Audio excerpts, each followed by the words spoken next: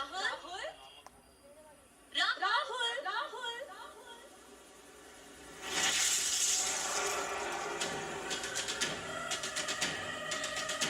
రాహుల్ రాహుల్ ఇక్కడికి ఎందుకు వచ్చావమ్మా? తిరిగి వెళ్ళిపో. అక్కడ మా రాహుల్ ఎవరు లేరు.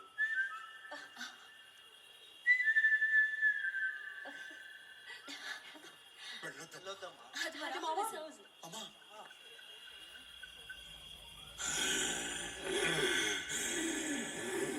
రాహుల్ రాహుల్ ఎక్కడున్నావు ఎక్కడున్నాడు రాహుల్ రాహుల్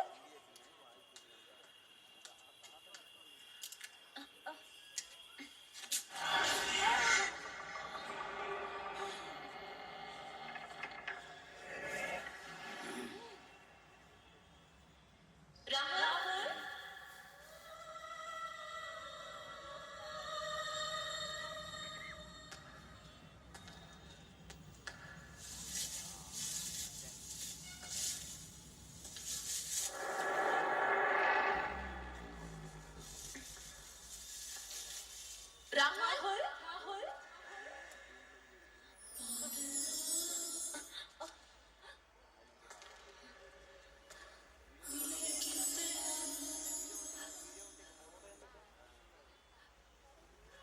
రామా పైకి రా. అబ్బాయి ఇక్కడే మీద మీదున్నాడు, నీకోసమే ఎదురు చూస్తున్నాడు. రామా రా.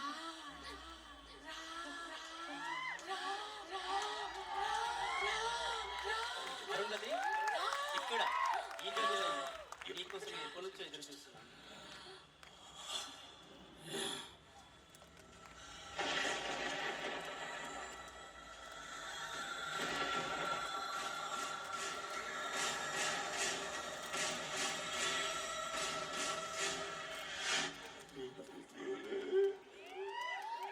రాహుల్ నిన్నెంతగాని నువ్వు చేసినవన్నీ గుర్తుకొస్తున్నాయి. ఇంత దగ్గర నువ్వు నిలబడితే తట్టుకోలేకపోతున్నాను. రా, ఇంకా దగ్గరికి రా. చిన్న క్షణం నా పిచ్చెక్కిపోతుంది. రా రా రా. చస్తావే.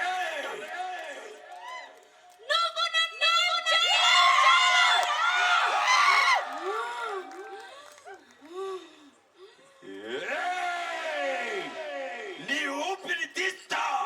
సమాధి నుంచి బయటికి రాలేవు రా.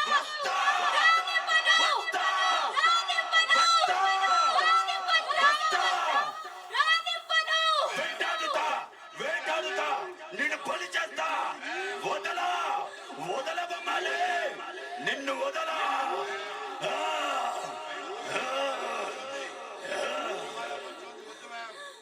మాట వినండి. వద్దు మ్యామ్, ప్రమాదం పొందుతుంది.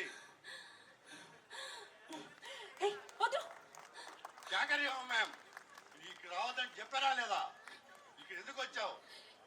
ఖతం చేయడానికి ఆ సైతాన్ని నిన్ను ఇక్కడ పిలిచాడు. ఏంటి పిచ్చి పిచ్చుకో మాట్లాడుతున్నావు? ఫోన్ చేస్తేనే ఇక్కడికి వచ్చాను. ఫోన్ కరికేస్తా దేకో.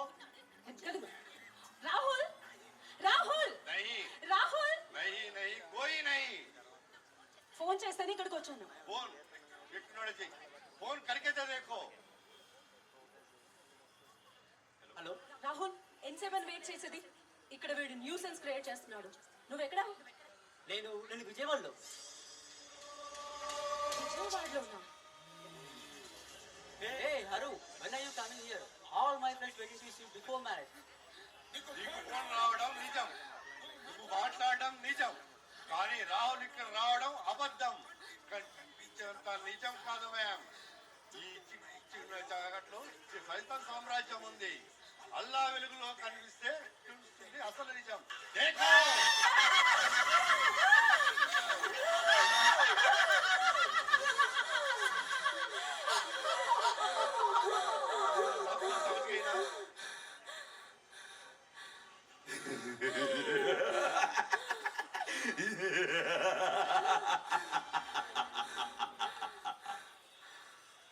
వెళ్ళిపో, ఈ ఊరు నుంచే వెళ్ళిపో. చలే జాओ.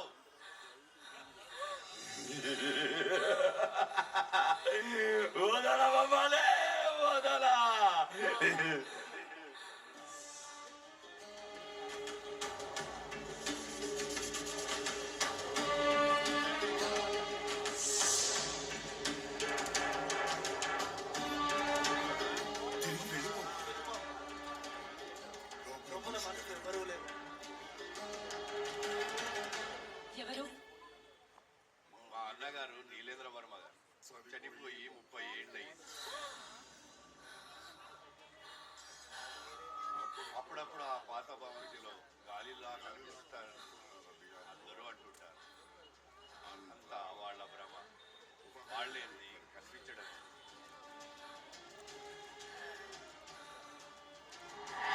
నువ్వెక్కడ? విజయవాడలో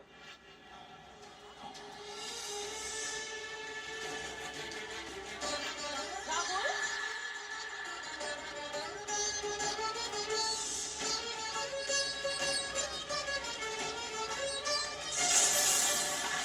చలే జాओ.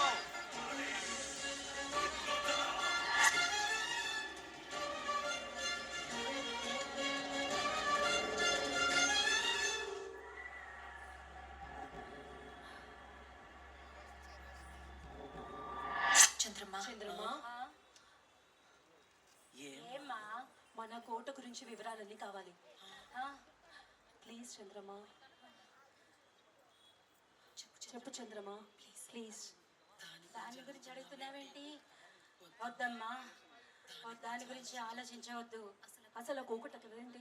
అది కథ కాదమ్మా, పీడకల. ఎప్పుడు తలుచుకోకూడని పీడకల. నాకు చెప్పు చంద్రమా ప్లీజ్. నువ్వు అడుగుతున్నది నీ కథే కదమ్మా, నీ కథే.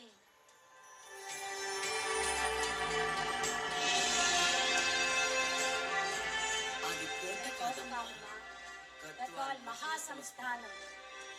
పౌరుషానికి అది ప్రతిరూపం. ప్రతిరూపం.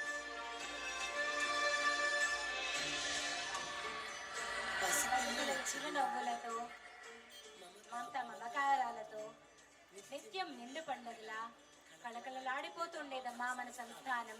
కళకళలాడిపోతుండేది. ఆ సంస్థానానికి మకుటం లేని మహారాజు మీ మునిముత్తాత గారు శ్రీ శ్రీ శ్రీ రాజా చిన వెంకట రంగారాయుడు గారు. వారికి 2 కూతుళ్ళు. వాళ్ళు చిన్నప్పుడే రాణమ్మ కాలం చేశారు. పెద్దమ్మాయి భార్గవి. అందం, అమాయకత్వం, తండ్రి మాటకు ఎప్పుడూ ఎదురు చెప్పేదే కాదు.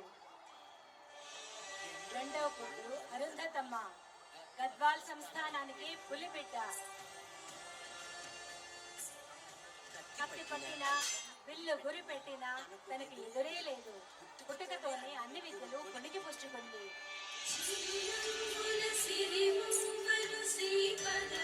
ఆ కళ్ళల్లో పౌరుషం, తెగింపు, ధైర్యం చూస్తుంటే గద్వాల్ సంస్థాన దేవత జేజమ మహాతల్లిలా కనిపించేది.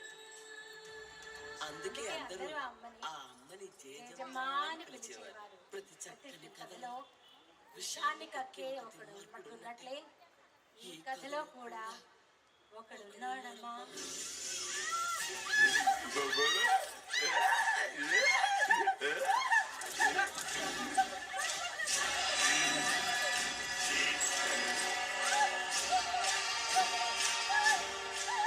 గౌతమ పిశాచి నచ్చిన ఆడది కనబడితే వాడే కాదు, తోడేలా వేటాడి వేటాడి వాడే రాజా గారి మేనల్లుడు పశుపతి. పశుపత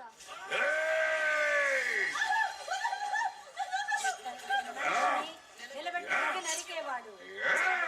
వాడు మనిషి కాని జాతికి వాడు పశువు.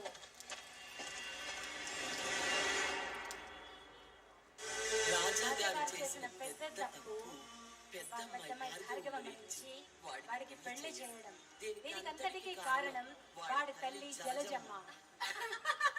రాజాగారి చెల్లెలు జాతకాలు గ్రహాలు కలిశాయని రాజాగారికి మాయ మాటలు చెప్పించి తన కొడుకు భార్గవమ్మనిచ్చి పెళ్లి చేయించింది.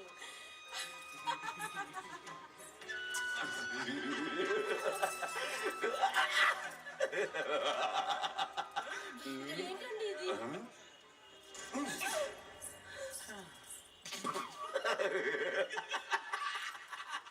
రాత్రి పగలు ఇంట్లోకి ఈ కొలతలను తీసుకొని వచ్చి మీరు ఇలా చేయడం ఏమైనా సబ్జెక్టుగా ఉందా? వాళ్ళు కులతలగితే నువ్వు కులతవే రాబోలే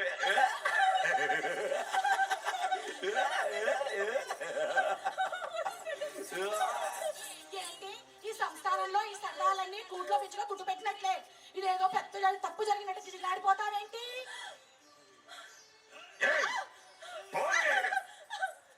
బంగారు తల్లి జీవితం ఆ తల్లి కొడుకుల చేతుల్లో బలైపోయిందమ్మా. ఒకరోజు వాళ్ళు ఇంకా హద్దులు దాటారు.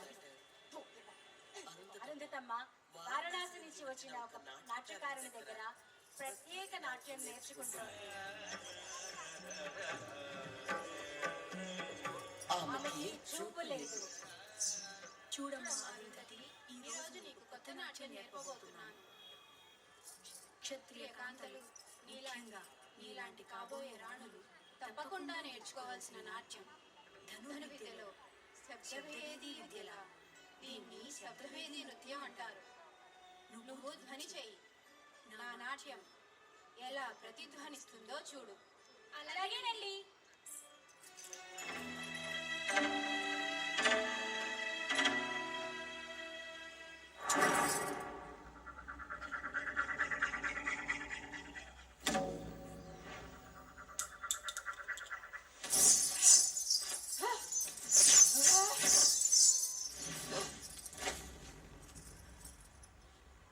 గుండె చప్పుడైనా సరే గురి అక్కడే పడుతుంది. చిన్నమ్మ గారు మిమ్మల్ని రాజావారు పిలుస్తున్నారు. అలాగే వస్తాను, మీరు వెళ్ళండి. ఆ రోజు వాడు పక్కచారి నల్లగల్లా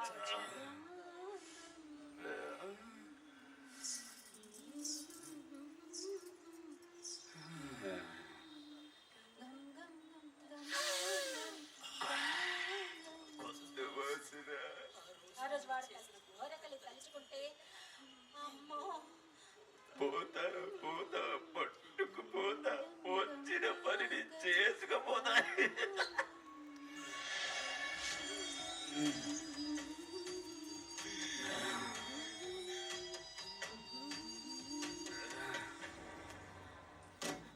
రామగతి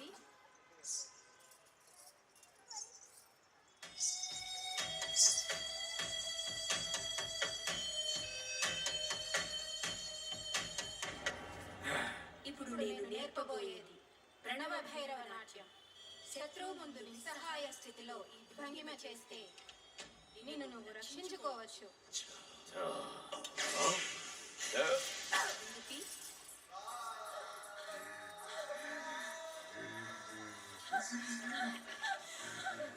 ఎవరు?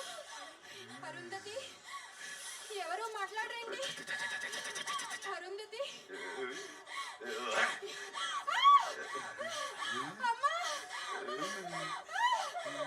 బొమ్మలే నువ్వు వీరనాట్యం నేర్చుకోవడానికి వచ్చావు. నేను నీ దగ్గర శృంగార నాట్యం నేర్చుకోవడానికి వచ్చాను. రాలే.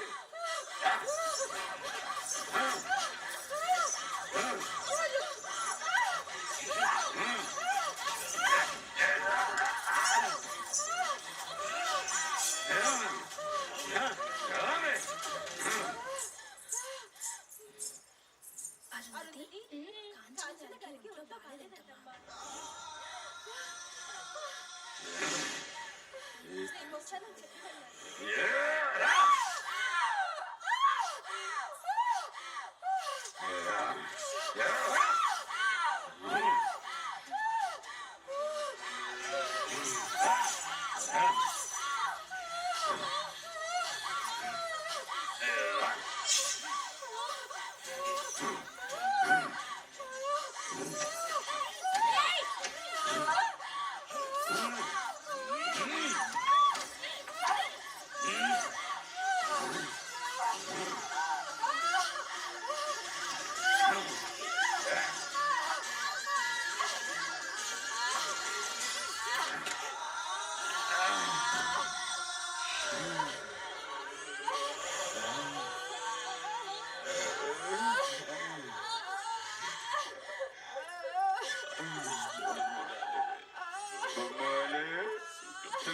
చేస్తున్నావు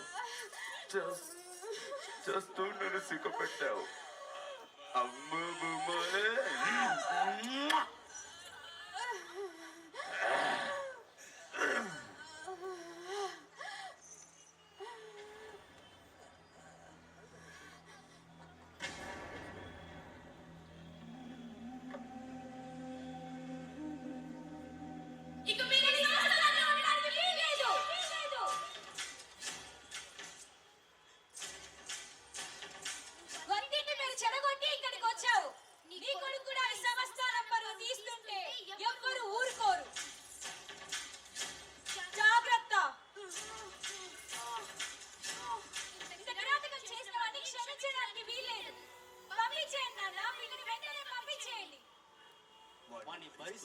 అల్లుడనే బంధంతో కాదమ్మా, వాడి చేతిలో నీ అక్క జీవితం ఉందనే బాధ్యతతో.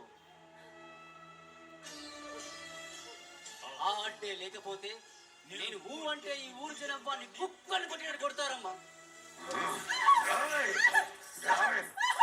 మీ ఆ తల్లి కొడుకుల మీద పడి మీ వాళ్ళంతా ఏదో రెచ్చిపోతున్నారట. జైతకాల వాళ్ళని పడుకున్నారా?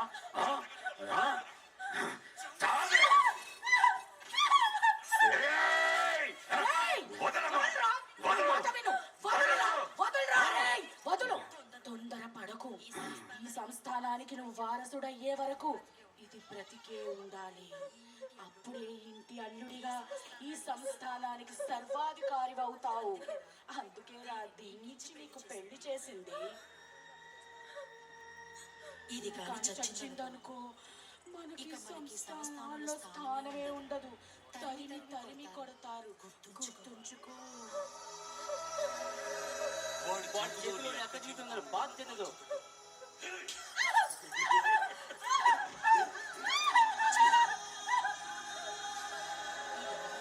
తరిమి కొడతారు.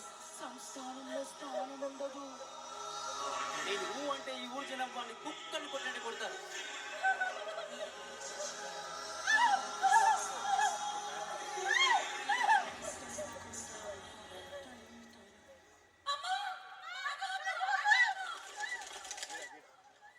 అమ్మా భార్గవి, భార్గవి.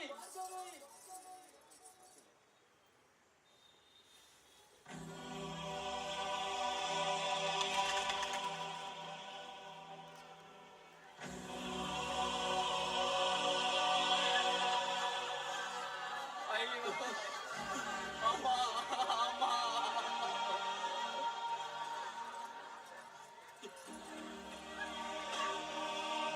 అయ్యో అయ్యో.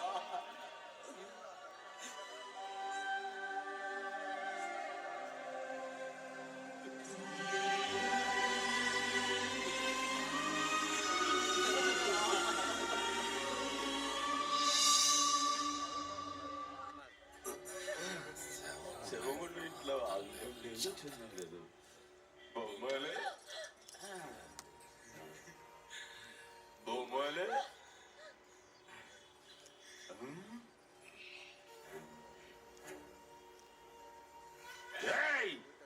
ఊరేసుకొని చచ్చిన శవాన్ని ఊరికే ఎంతసేపు ఇంట్లో పెట్టుకొని ఏడుస్తారు. తీర్చి పారేయండి.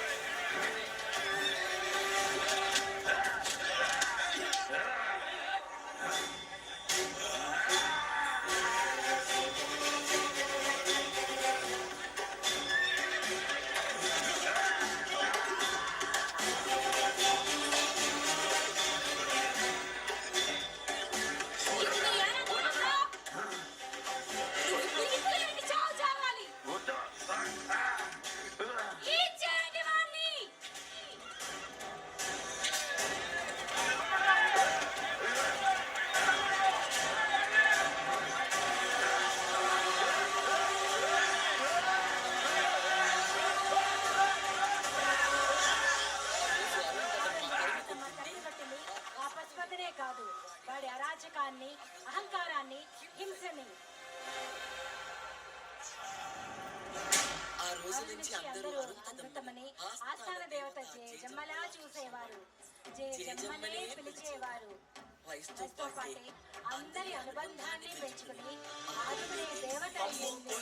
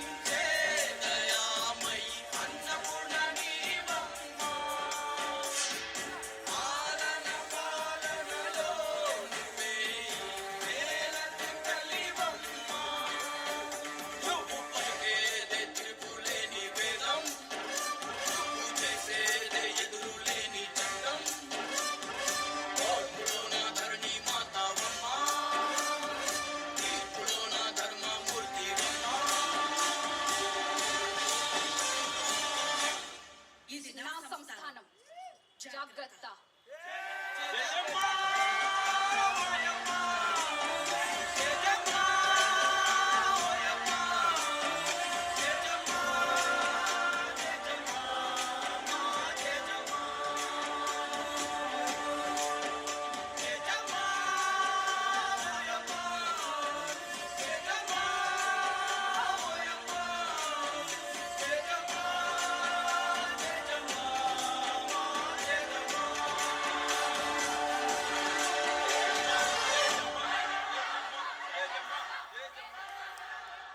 జేజమ్మ మాటంటేనే సంస్థానానికి శాసనమమ్మ, శాసనం.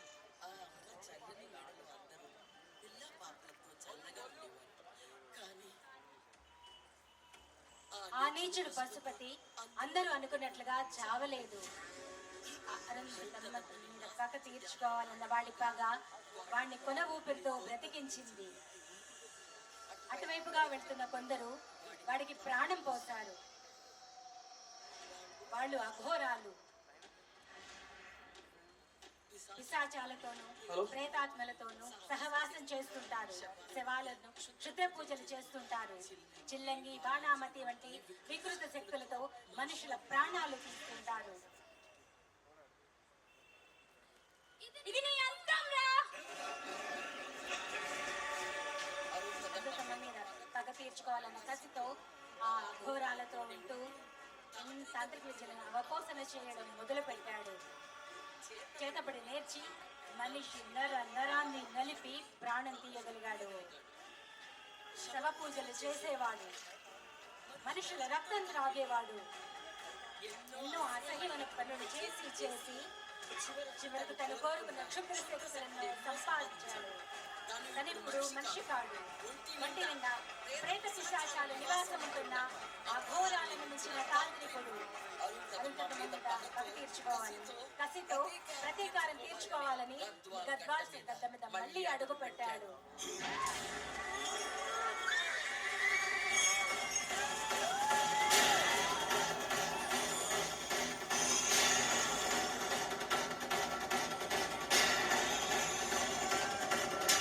దురదృష్టం ఆ రోజు అరుంధతమ్మ పెళ్లి జరిగింది.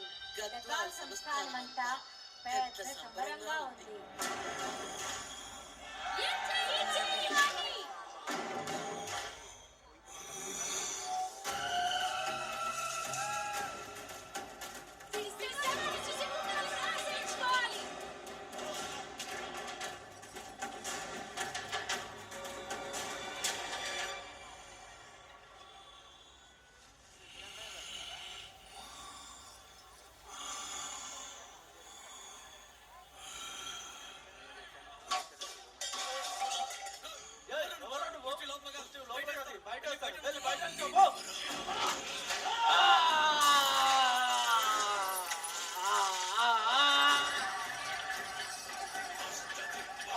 దిక్పంచరా చచ్చగడ వికటజ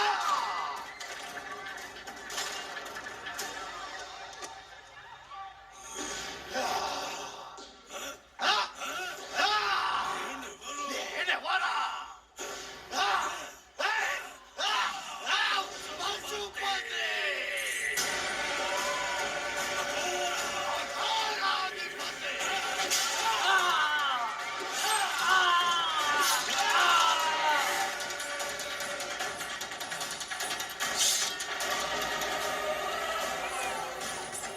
వద్దమ్మా ఇప్పుడు ఆ నీచుడు భయంకరమైన పాపాల శక్తితో ఏ ఆయుధము వాడిని సంహరించలేదు.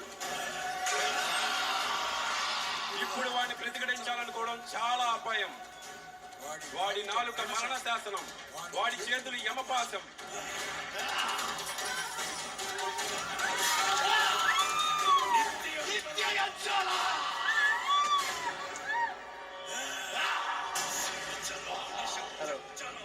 నువ్విప్పుడు వాడి ముందుకెళ్ళడం చాలా ప్రమాదం అరుంధతి.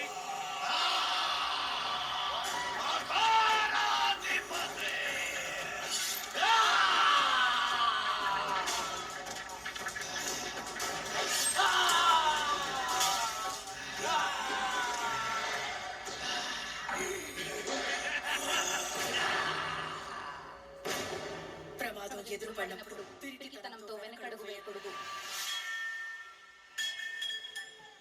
అది మృత్యువైనా సరే ఎదురించి పోరాడాలి. నీ వదలా నీ వాళ్ళను వదలా సర్వనాశనం చేస్తాను. ఎవరి చేతనైతే ఈ దుర్నిచ్చావో ఈ రగడ జనం ముందు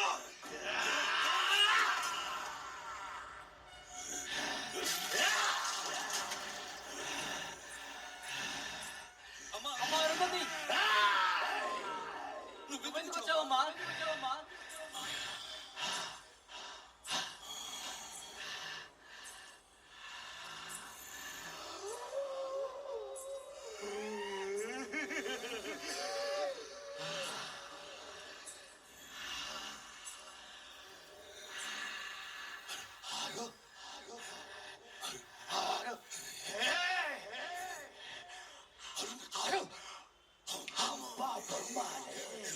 ఎంత బొమ్మాలే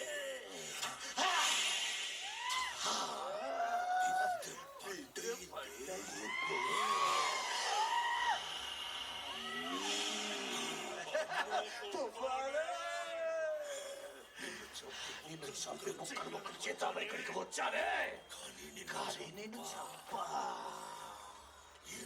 7 సంవత్సరాలు ఆడదాని వాసనకు కరువైన ఏ పిశాచికి ఇద్దరు తాళం యుద్ధం దొరికితే నేను అనుకోలేదు.